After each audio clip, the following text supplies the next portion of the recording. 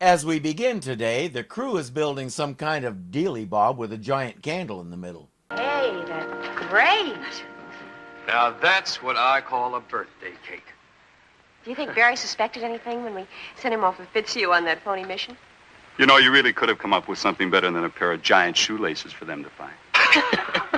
Betty reports that Barry has been moping around kind of unhappy. She figures it's because he thinks everybody forgot his birthday. But it may be more than that. Fitzhugh is calling.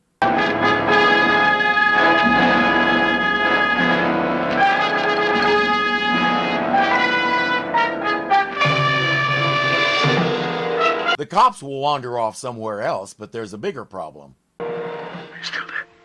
Yeah, what's wrong? The giant police pursued us. I tried to get back to the ship, but Barry couldn't make it. He's collapsed. He's got severe stabbing pain and hardness in the lower right quadrant of his abdomen, and his temperature is rising fast. That can only mean one thing. He snuck an extra piece of pie during the night. Appendicitis. You're in charge of this ship. You're the captain. What do you intend to do for that boy? Fitzhugh, we're going to do everything that we can. I'm not looking for pious reassurances. Doesn't that airline manual tell you what to do specifically? Yes, radio ahead for a doctor and an ambulance to meet the spacecraft. That's what it says. Mark will use some of the ship's equipment to finagle some cold packs to try and bring Barry's fever down, but in the backs of their minds, everybody knows what they're going to have to do. Is there anything I can do, Captain? Yes, Fitzhugh, keep calm. Look, let's give it a few hours and see what goes, okay? Why don't we give Mark a hand with the compressor? All right. We'll see a lot of temper flaring like that, followed by an implicit apology. Nobody ever actually says the words, "I'm sorry," but they make it clear in their actions like Steve did. Suddenly, everybody is cutting everybody else a lot of slack and learning to work together as a unit. There's nothing like a sick child to bring out the best in people. Now the question is, who gets to do what's necessary? You're the expert on first aid, Betty.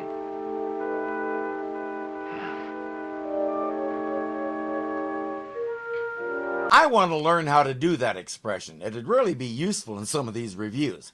Steve will do the surgery. They have a first aid kit and some pocket knives, so this is going to get weird. We'll have to have some ether, but we don't have any. But you know, there is one place that might have some. The Giants Hospital. That's right. Dan, get together whatever gear you think we'll need. Right. Mark, get something, a bottle to put the ether in. Fitzhugh? No, You stay- I'm going with you. Whatever I can do to help the boy, I must do. Fitzhugh is Fitzhugh, but when it comes down to brass tacks, he can hold his own with the others. I did a little poking around to try and find out where that expression came from, getting down to brass tacks, and the best explanation I found came from the early days of the American Indian Wars. If you killed an enemy during battle, you drove a brass tack into the stock of your rifle. If someone claimed to be a great Indian fighter, you'd say, "Let's get on to brass tacks and see who's better." I first encountered that explanation a long time ago in a book I read about Kit Carson. If you do a search for the expression, you'll find all kinds of strange stuff, from furniture building to the idea that the word is tax, not tax. If you want to go down that rabbit hole, have fun. I need to get us back on topic while I still can. In any case, our four have reached the hospital. Now they just need a way to get inside.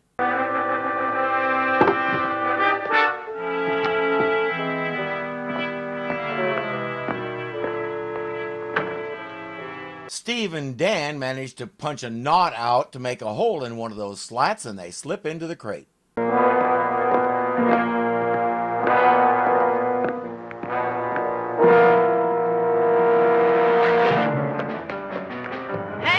There's nothing for it. He has to disappear into the underbrush. By the time he does, that kid is about 90% convinced he imagined the whole thing. I don't think any of our gang is going to argue with him. You know, I saw something outside. At least I think I did. It was a little person. A little old man. Take my advice. Don't get in the habit of drinking at your age. No, I'm telling you the truth. Right out on the sidewalk. Then he just sort of disappeared into the dark. You should have got hold of him. There's a reward out for little people, you know. Every good story has conflict. That janitor is going to provide us with more than enough. He and the kid will drift off to do other stuff, but now we have to figure out how to get through the door to the operating room.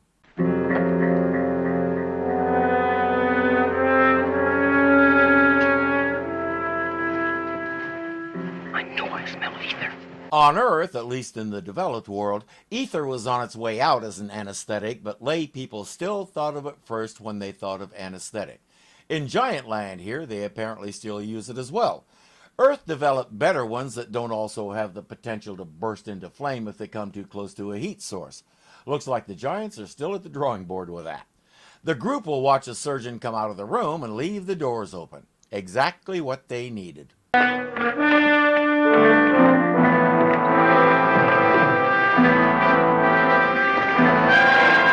They didn't need that. By the time the janitor went away, the floor was so wet and slippery they had to back up 10 steps and run, then hit it like a slip and slide and glide to the door.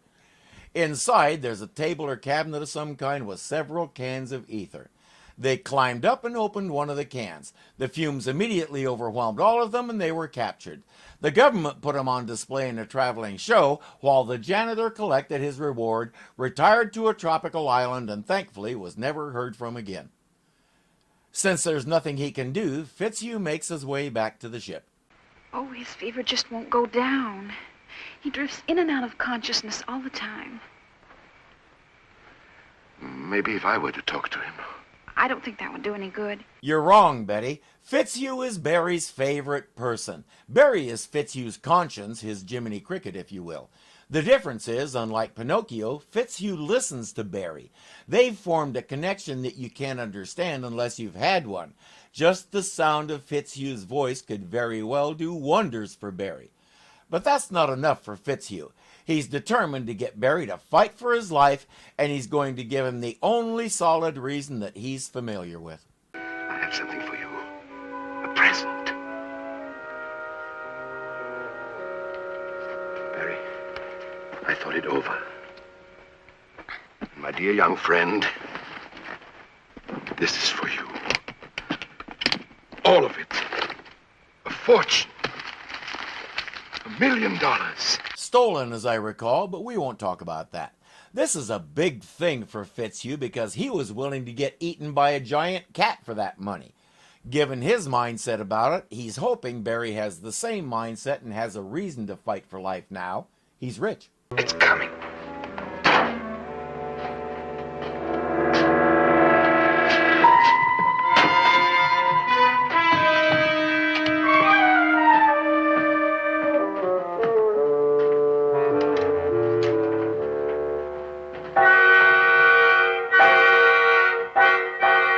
He waits until the janitor is out of the room and says, "I know you're there and it's obvious you're after some ether.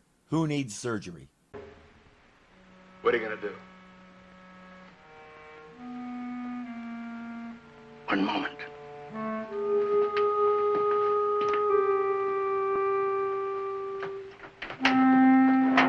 Whatever he intends to do, it doesn't involve that guy. I think everybody's okay with that.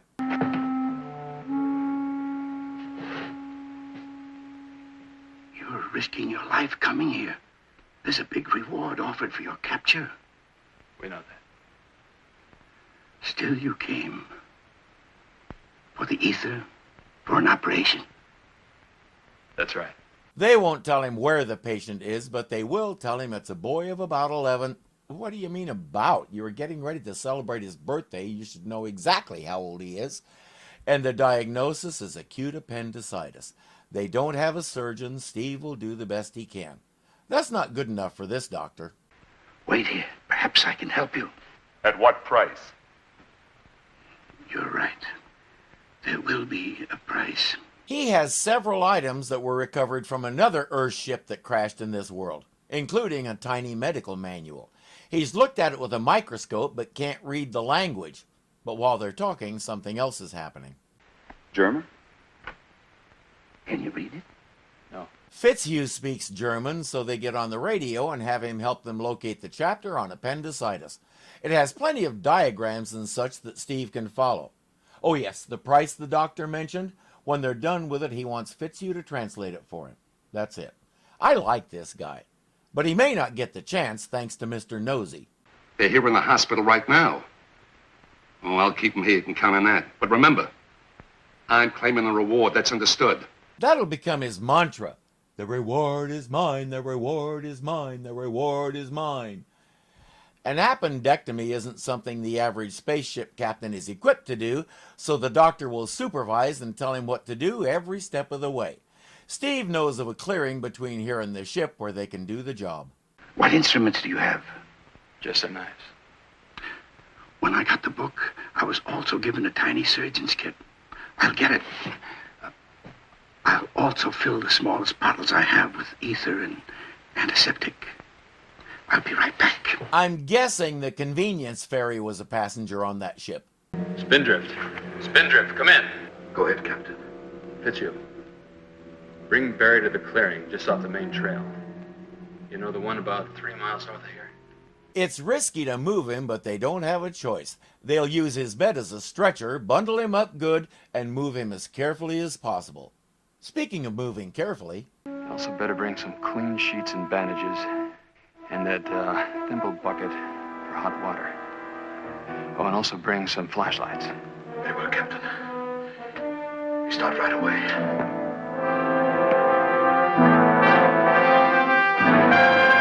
Where the doctor sees people in need, this guy sees dollars.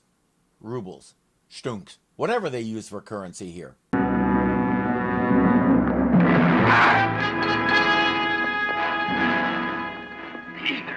Come on.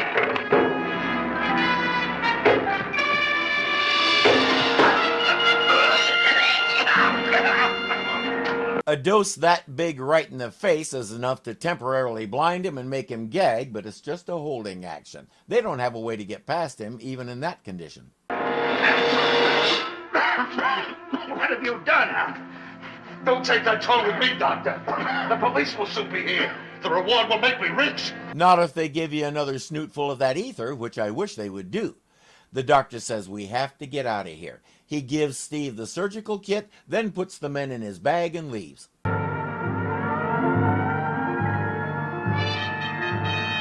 Act natural, doctor. The police see you like this and they'll know you're up to something.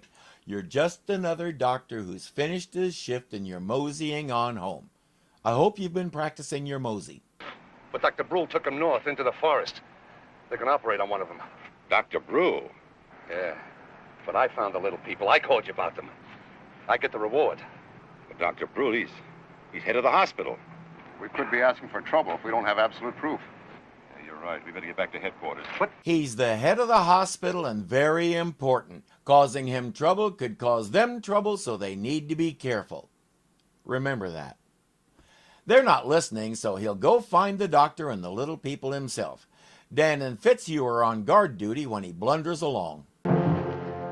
Mike, under the tree room. Grab Chipper. Chipper.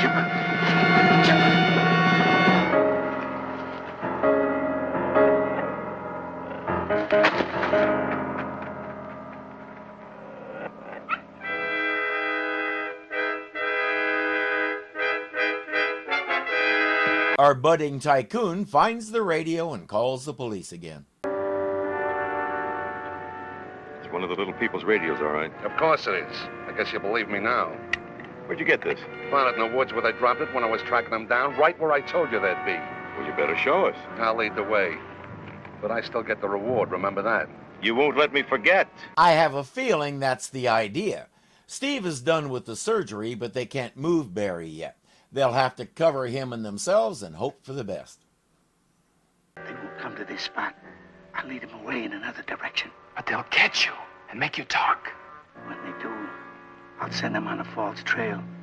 I'll say you took off into the trees back there. Now hide. They're almost here. And then this happens. What's that over there? It's him, Dr. Bruhl. Doctor? Halt! Halt! Halt or I'll fire! Are you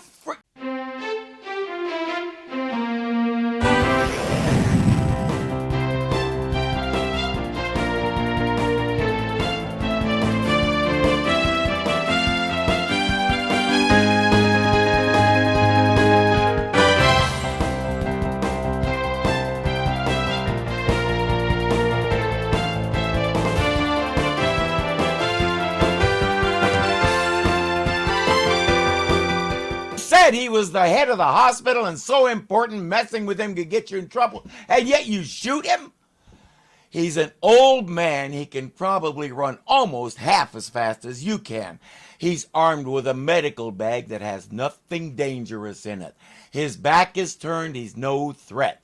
You want answers about the little people, so you shoot him in the back. There's a good chance he can't tell you anything at all now. But I can't say the episode lost me over that, because we've seen these giant cops do that before. There seem to be no restraints on their use of deadly force, whether the suspect is dangerous or not. Where are the little people? What have you done with them? I have nothing to say. Come on, you will. All right. We'll handle this. Money, money, money, money, money, money, money. You're a famous man, a great doctor. Now, I don't know why you're doing this, because you're going to have to talk sooner or later. All right, look around. No, wait. You're right. I will tell you. He'll tell them wrong, but he'll tell them. Meanwhile, Mark and Dan are going to create a false trail since the doctor can't. Mark has the last of the ether the doctor gave him.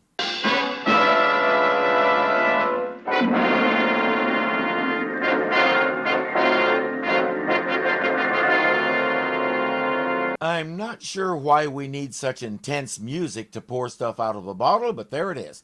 Soon enough, our villains can smell it. Are they finally going to take him in and get him medical treatment?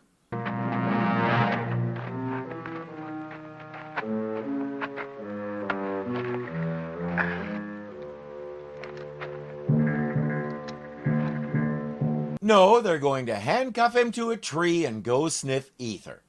In the 19th century, that was actually a thing. In the 60s, there were pot parties and acid parties and the like. In the late 1800s, there were ether parties. People would sniff ether to get high. Now we know the real reason those cops are after the little people. They want a party too. They'll head off after that stinky wild goose. And now our group can finally ask him the big question, why? There is an ancient creed among men of medicine. No one knows where it comes from. It is ignored by all but a few these days. It says... If you're a doctor, or know a doctor very well, or are just into studying such things, you may know what's coming. In whatsoever houses I enter, I will enter to help the sick, and I will abstain from all intentional wrongdoing and harm. The Hippocratic Oath. Lots of little things like this could easily persuade me that they're really on Earth but shrunken to doll size. Some of the coincidences like that one seem a little too much. But they're few and far between, and since these giants are clearly humanoid, it's not unreasonable to expect some overlap in their history. For all we know, Hippocrates found a portal and accidentally wound up there, whereupon this doctor, who's smaller than a house cat, taught them the oath that he developed. Stranger things have happened. Go now, please. I'm sorry, Doctor. Don't lose it. The day may still come. I shall hold myself at your disposal, Doctor. Fitzhugh growing to the point where he can say that to another person, for example, to say nothing of giving Barry his $1 million. And now that Barry's recovered, he's not even asking for it back. Hey, thanks for watching. If you like what you see, please click the thumbs up. It really does help the channel. If you're not subscribed yet, the button looks something like this. So click it and join our little family. There's a bell there that may or may not actually work to give you notifications when we post something, but it can't hurt to click it just in case. You can also join our Patreon for as little as $2 a month and help me keep expanding and improving the channel. The link is in the description, along with links to a lot of other fun stuff I do. Again, thank you for watching, and I'll see you next time.